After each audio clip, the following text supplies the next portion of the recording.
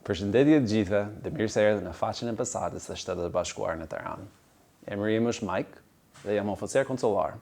Bashkë me mua sot është edhe Aida. Ne sot jemi këtu për të folur si të aplikoni për një vizë emigruese për në Shtetet e Bashkuara të Amerikës.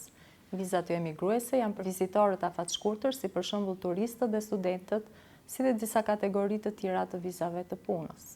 Shpesh dëgjojmë që aplikantët shkojnë tek agentit ose konsuletet të vizave, sepse mendojnë se kanë nevojë për një ekspert për të ndihmuar të aplikojnë për vizë.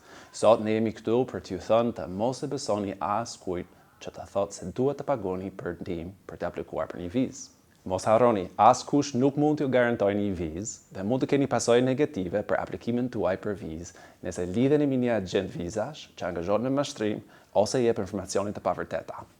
Pra, kërceni parat dhe mbroni të dhënat tuaja personale duke aplikuar vetë ose me ndihmën e një miku apo antari të familjes tuaj. Gjithçka që ju nevojitet është e disponueshme falas në faqen e internetit të ambasadës amerikane në Shqipëri, i vetmi burim zyrtar për informacion rreth vizave. Sot do t'ju japim një udhëzues hap pas hapi për pjesën e parë të procesit të aplikimit, plotësimi i formularit të aplikimit DS-160. Nëse keni pyetje, siguroni të shkruani ato në seksion e komenteve në mënyrë që mund të përgjigjemi. Pra, cili është hapi i parë? Gjë e parë që ne mund të bëjmë është të sigurohemi të kemi dokumentat siç vijojnë, një pasaportë të vlefshme, itinerarin tuaj të udhëtimit ose planin e përafërt. Nuk është e nevojshme që të dini saktësisht datat në këtë moment. Duhet të keni informacione rreth punësimit dhe historisë së shkollës, si dhe informacione për njerëzit të afërmit ose miq që planifikoni të vizitoni në Shtetet e Bashkuara të Amerikës. Okej, tani e dim cilët dokumentet janë të nevojshme për të filluar plotësimin e aplikimit. Kështu që le të fillojmë të plotësojmë formularin. Le të ndryshojmë pamjen në mënyrë që të mund të shihni procesin e aplikimit DS-160. Kjo është faqja e internetit e Departamentit për aplikantët për vizë jo emigruese. Për t'ju treguar se si të aplikoni vetë, do të hapim një profil për një aplikant imagjinar që banon në Tiranë. Në seksionin Get Started do të zgjedhim Shqipërinë dhe Tiranën. Kemi dy mundësi: të fillojmë një aplikim të ri nga e para, ose të vazhdojmë një aplikim që kemi krijuar më përpara. Sot do të krijojmë një aplikim të ri nga e para, kështu që do të zgjedhim opsionin e parë dhe do të klikojmë Start the application. Në fund të faqes do të shihni barkodin tuaj të aplikimit, që është edhe numri që do përdorni më tej. Ky numër do t'ju lejojë të hyni në formularin tuaj më vonë, kështu që ju lutem duhet ta ruani. Ju mund ta ruani formularin në pikat të caktuara dhe t'i ktheni më vonë. Kujdes! Pasi të filloni formularin, duhet të përfundoni brenda 30 ditash. Për ndryshe, formulari do të skadojë dhe do të duhet t'ja nisi nga e para. Pjesa e parë do t'ju kërkojë të krijoni një pyetje sigurie, e cila do t'ju ndihmojë të vazhdoni aplikimin në një kohë të dytë. Mund të zgjidhni pyetjen që është më lehtë për ju. Një këshillë e dobishme para se të vazhdoni. Ndërkohë që plotësoni aplikacionin, ju rekomendojmë të klikoni shpesh ruaj në rast të problemeve me lidhjen, që të mos humbisni informacionet që keni mbushur tashme. Tani arrim në faqen e parë që kërkon informacionin personal. Kjo është gjithashtu pika e parë ku mund të ruani aplikimin tuaj për t'ju rikthyer në të lehtësisht më vonë. Këtu do nisim të plotësojmë fushat me mbiemrin, emrin tuaj dhe çdo emër që mund të keni përdorur në të shkuarën, si për shembull mbiemrat e vajzërisë, emri i pagëzimit apo ndonjë nofk. Nëse nuk keni ndëruar ndonjëherë emrin, klikoni jo. Më pas vendosni seksi, statusin martesor, datën dhe vendin e lindjes.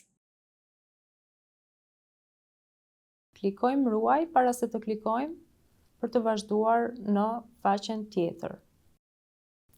Faqja tjetër kërkon informacion mbi shtetësitë e tjera dhe numrat e pasaportës. Pyetja e parë është për vendin e origjinës.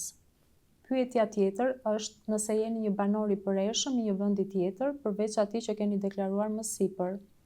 Do plotësojmë më vonë numrin e kartës së identitetit shqiptar. Aplikanti ynë nuk ka një numër sigurimi shoqëror amerikan apo një numër identifikimi të tatim paguesve amerikan, pasi ai nuk ka jetuar asnjëherë në SBA. Kështu që këtu do të klikojmë Does not apply. Megjithatë, Nëse keni pasur ndonjëherë një nga këto numra amerikan, ju duhet patjetër t'i vendosni në këto fusha. Tani klikojmë Save dhe vazhdojmë me aplikimin. Nëse kuptoni se keni bërë ndonjë gabim apo keni vendosur një informacion të pasakt, mund t'ju ktheni sërish të faqeve të mëparshme.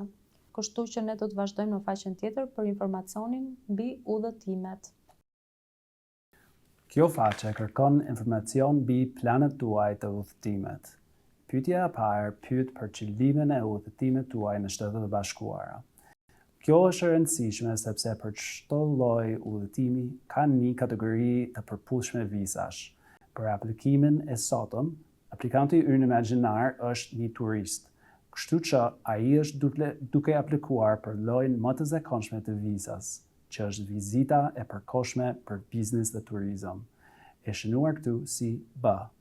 Pastaj, do të specifikojmë biznes dhe turizëm, B1, B2. Nëse jeni student, do të zgjidhni F1 ose J1 në varësi të programit tuaj. Pyetja tjetër pyet nëse keni bërë plane të veçanta udhëtimi. Shumë njerëz mendojnë gabimisht se duhet të blejnë bileta para se të aplikojnë për vizë. Kjo është e pasaktë. Ne rekomendojmë që aplikantët të presin të marrin vizën e tyre përpara se të bëjnë plane të përcaktuara të udhëtimit. Nëse nuk keni plane të qarta të udhëtimit, klikoni No. Nëse keni plane të qarta, duhet të përgjigjeni Yes dhe të vendosni informacione në lidhje me udhëtimin tuaj. Në profilin që kemi krijuar, aplikanti nuk e ka bërë planet ende, kështu që ai shkruan se nuk e di ku do të qëndrojë. Kjo është krejtësisht të pranueshme. Nëse ai planifikon të qëndrojë me familjarët, mund të shtojë gjithashtu adresën e anëtarëve të familjes në Shtetet e Bashkuara. Mos harroni, do të dëshironi të klikoni butonin Save shpesh për të siguruar që të mos humbisni informacionin tuaj. Ka një pyetje për marrëdhënien me personin që paguan. Kujdes, nëse nuk po paguani vetë për udhëtimin tuaj, atëherë do të përgjigjeni në këtë pyetje. Nëse paguani vetë, vendosni Self. Tani, kalojmë në faqen tjetër. Këtu do të vendosni informacionin mbi njerëzit që do të udhëtojnë me ju në SBA. Vazhdojmë me udhëtimet e mëparshme në SBA. Nëse ju keni udhëtuar më parë në SBA, është e nevojshme të keni pasaportat e vjetra kur aplikoni për të vendosur datat e udhëtimeve që keni pasur në SBA. Nëse nuk keni qenë kurrë në SBA, mund të zgjidhni opsionin asnjë. Nëse keni pasur një vizë amerikane në të shkuarën, vendosni numrin e vizës në përgjigjen për pyetjen tjetër. Pyetjet e tjera janë nëse keni pasur ndonjë vizë amerikane të humbur ose të vjedhur, të anulluar ose të revokuar. Nëse po, duhet të vendosni informacionin përkatës. Nëse jo, sigurisht do klikoni jo. Pyetja e fundit në këtë faqe është në qoftë se ndokush ka bërë një peticion emigrimi për ju. Në qoftë se po, duhet ta vendosni si informacion te kjo pjesë. Të kesh familjar në SBA nuk do të thotë me domosdo se nuk do të kualifikoheni për vizën amerikane. Vetëm ju duhet të siguroni që informacioni të vendosni të jetë i saktë dhe i vërtetë. Dhe të kalojmë në faqen tjetër mbi adresa dhe numrat e telefonit tuaj. Te kjo pjesë vendosim adresën ku banojmë, qytetin, shtetin dhe nëse kodi juaj postar është i njëjtë me adresën e shtëpisë. Pyetja tjetër kërkon informacion mbi llogaritë tuaja në median sociale, për shembull Facebook, Instagram, YouTube ose ndonjë faqe tjetër në media sociale. Klikojmë përsëri ruaj dhe vazhdojmë seksionin tjetër mbi informacionin e pasaportës tuaj të tanishme. Atëherë këtu do zgjidhni llojin e pasaportës, kjo do të jetë ndoshta rregullor ose e zakonshme. Më pas, vendosni informacionin mbi vendin ku është lëshuar pasaporta dhe datat e lëshimit dhe të skadencës. Më pas, do të shikoni një pyetje nëse keni humbur ose ju është vjedhur ndonjëherë një pasaport. Kjo është rëndësishme për të siguruar që askush tjetër nuk ka përdorur dokumentin tuaj të entitetit më parë. Le të klikojmë sërish Save dhe të vazhdojmë në faqen tjetër. Ky seksion pyet për kontaktet tuaja në Shtetet e Bashkuara. Nuk është e nevojshme të kesh patjetër kontakte ose antar familje në SBA për të kualifikuar për një vizë. As është e nevojshme fare që ju të keni një letër ftese nga dikush. Nëse nuk njihni njëri në SBA, mund të zgjidhni thjesht nuk e di. Nëse njihni dikën në SBA, por nuk e vizitoni domosdoshmërisht, mund t'i përfshini emrat e tij në këtë pjesë të formularit. Pastaj do vazhdoni me marrëdhënien që keni me këtë person që keni në SBA, adresën e tij nëse e dispononi. Shtypni sërish ruaj dhe vazhdoni dhe më pas klikoni tek faqja tjetër për të vazhduar te informacioni i familjes.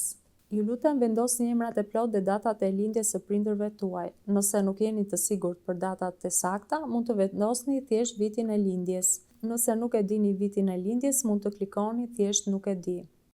Pastaj përgjigjuni 2 pyetjeve pasardhëse nëse babai ose mamaja apo ndonjë familjar tjetër i ngushtë, si për shembull e fejuara, bashortja, fëmijët, vllai ose motra, apo të afërm si kushërinj, xhaxhallar, daja, teze, halla, ndodhen në SBA. Jetëshkrimi juaj duhet të jetë gati dhe të përfshijë datat e punësimit dhe adresën e punëdhënësit tuaj. Më pas, shtoni emrin, adresën dhe numrin e telefonit të punëdhënësit tuaj. Shtypni ruaj dhe vazhdoni në faqen pasardhëse që ju kërkon informacion për eksperiencën e mëparshme të punës, arsimimin dhe trajnimet tuaja. Duke qenë se tani e keni vendosur punën aktuale, do të duhet të shtoni punët e mëparshme. Më pas hyni në seksionin që pyet për arsimimin tuaj. Nëse keni pasur ndonjë arsimim si nivel të mesëm ose më lart, do klikoni po. Këtu do vendosni titullin e diplomës përkatëse, emrin e institucionit arsimor, adresën dhe datat e regjistrimit të shkollës tuaj.